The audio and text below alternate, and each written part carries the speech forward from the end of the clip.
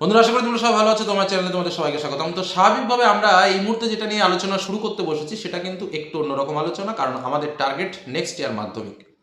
তো যারা পরবর্তী বছর মাধ্যমিক পরীক্ষা দেবে তাদের ভেতর থেকে এখনই শুরু করা উচিত প্রিপারেশন।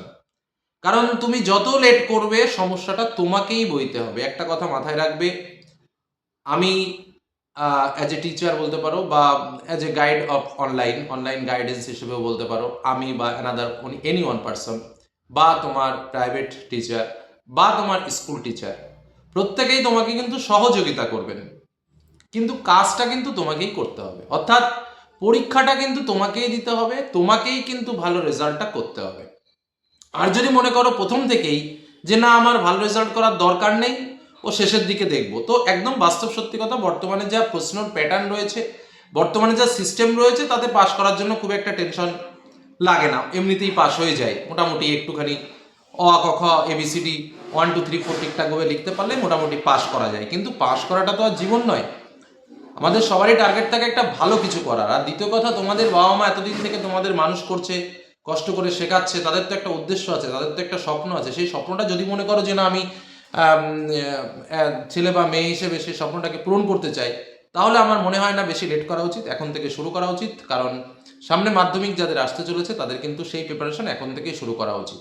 ওই শেষের দিকে দেওয়া বাজিয়ে হঠাৎ করে একটুখানি প্রিপারেশন নিয়ে কি হয়, পাস মার্কটা তোলা যেতে পারে, বা টেনে টুনে আর একটু বেশি 30 বা 40% হাইয়েস্ট নিয়ে আমরা টানতে পারি, কোনো মতে টেনে টুনে হয়তো সেকেন্ড ডিভিশনে যাওয়া যেতে পারে, কিন্তু একটা ভালো মার্কস কিন্তু ক্যারি করা যায় না।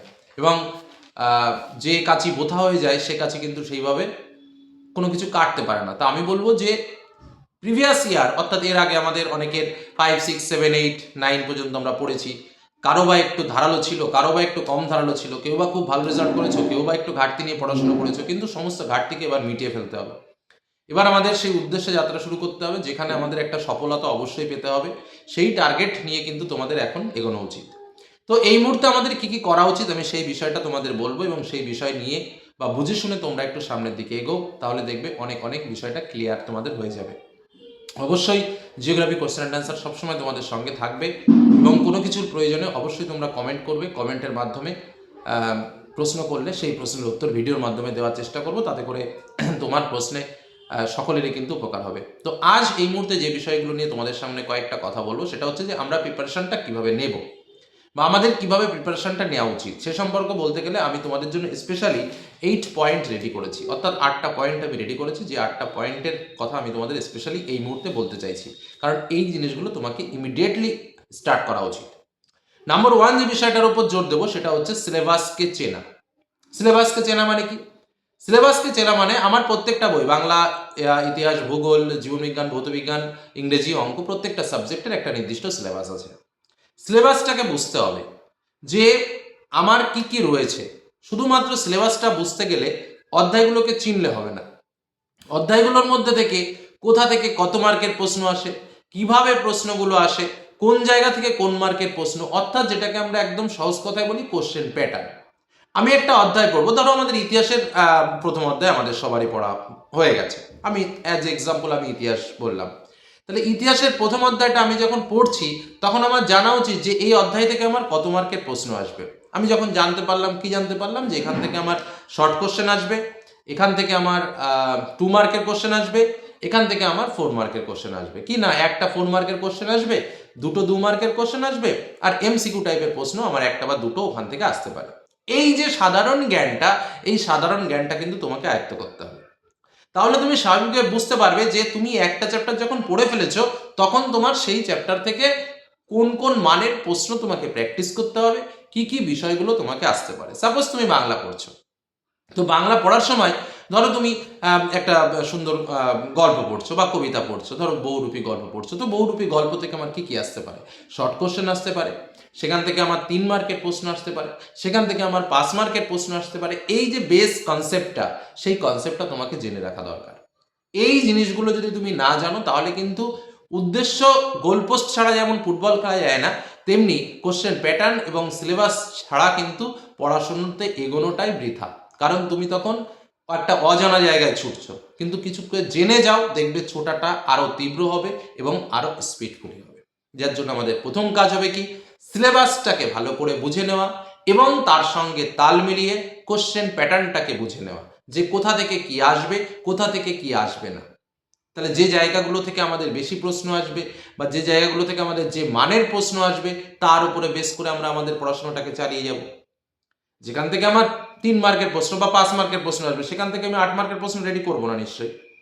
এই কাজগুলো কিন্তু আলাদাভাবে নিজেকেই তৈরি করতে হবে, এটা কিন্তু মাথায় রেখো। 2 নম্বর পার্ট যেটা হচ্ছে সেটা হচ্ছে একটা ভালো মার্কস পাওয়ার টার্গেট রাখতে হবে, যে আমি এত মার্কস আমাকে ক্যারি করব, সেই টার্গেটটা নিয়ে আমাকে ছুটতে হবে। আমার টার্গেটটা যদি মাথায় রেখো, আমার টার্গেটটাই যদি প্রথমেই নড়বড়ে থাকে, হ্যাঁ আমি কোনো মতে পাস করব, তাহলে স্বাভাবিকভাবে আমার সারাটা বছর ওই কোনো মতেই চলবে, আর শেষের দিকে হুড় হুড় দূর দূর এরকম শুরু হয়ে যাবে। তো বিষয়টা হচ্ছে তাই, বিষয়টা হচ্ছে আমাকে সেই টার্গেটটা সঠিক রাখতে হবে, যে না আমি 90% ফুল মার্কস কমপ্লিট করবো, আমি ফুল মার্কস পাবো এবং আমাকে পেয়ে দেখাতেই হবে, আমি যে কোনো মূল্যে সেই মার্কসটা কভার আপ করবো। এই টার্গেটটা মাথায় নিয়ে গো, এই টার্গেট জন্য না ছুটে যায়, ঠিক আছে? এর জন্য যেটা দরকার, আমাদের ইউনিট টেস্টগুলো একের পর এক হবে। আমরা একবারে প্রেশার না নিয়ে আমরা যদি নিয়মিতভাবে ইউনিট টেস্টের পার্টগুলোর উপরেই বেস করে পড়াশোনা করি, ফার্স্ট ইউনিটটা যখন তখন ফার্স্ট ইউনিটটা কমপ্লিট করলাম, সেকেন্ড ইউনিটটা যখন তখন সেকেন্ড ইউনিটটা কমপ্লিট করলাম, থার্ড ইউনিটটা যখন তখন থার্ড ইউনিটটাকেও অলরেডি আমার কমপ্লিট হয়ে গেল, আমার সমস্ত বা টেস্ট পরীক্ষার আগে আমার সিলেবাসটা কমপ্লিট করে ফেললাম। এই টার্গেটটা কিন্তু আমাকে রাখতে হবে, ঠিক আছে? যেটা মোস্ট ইম্পর্টেন্ট কথা, একটা কথা মাথায় রাখবে, আমরা যখন এর আগের ক্লাসগুলোতে পড়েছি, 9 যখন পড়েছি, ফার্স্ট ইউনিট পড়েছি, ব্যাস ওটা বাদ, সেকেন্ড ইউনিট পড়েছি ওটা বাদ, থার্ড ইউনিটে বেশিরভাগ থার্ড ইউনিটের দিয়ে প্রশ্ন এসছে, কিছু কিছু দুই একটা প্রশ্ন এদিক দুদিক দিয়ে এসছে, ফার্স্ট সেকেন্ডের দিয়ে আমরা করে দিয়েছি। কিন্তু না, এখন কিন্তু তোমাকে মনে রাখতে হবে, তুমি আজ যে জিনিসটা পড়ছো সেই জিনিসটা কিন্তু মাধ্যমিক পরীক্ষাতে প্রশ্নটা আসবে, অর্থাৎ ওভারঅল বইটার উপরে কিন্তু তোমাকে নজর দিতে হবে, যেটা তুমি দীর্ঘদিন ধরে কিন্তু করো না। অর্থাৎ আজ যে জিনিসটা পড়ছো সেই জিনিসটা আমার পড়া হয়ে গেছে বলে আমি রেখে দেবো, আমি পড়বো না, সেটা কিন্তু করা যাবে না।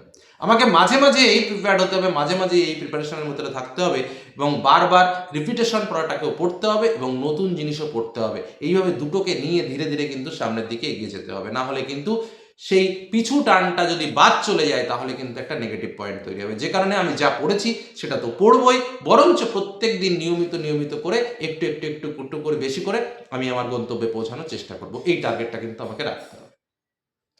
নেক্সট যেটা বিষয় সেটা হচ্ছে, দেখো শুধুমাত্র জানলেই হবে না, শুধুমাত্র জানলেই হবে না, আমি এই গল্পটা জানি, এই প্রশ্নের উত্তরটা জানি, আমি মুখে বলে দিলাম না, সেটা লেখাটাও কিন্তু একটা ভাইটাল ফ্যাক্টর। কারণ তুমি জানলে তোমাকে তো মৌখিক প্রশ্ন করছে না, পরীক্ষার হলে তো তোমাকে লিখে আসতে হবে।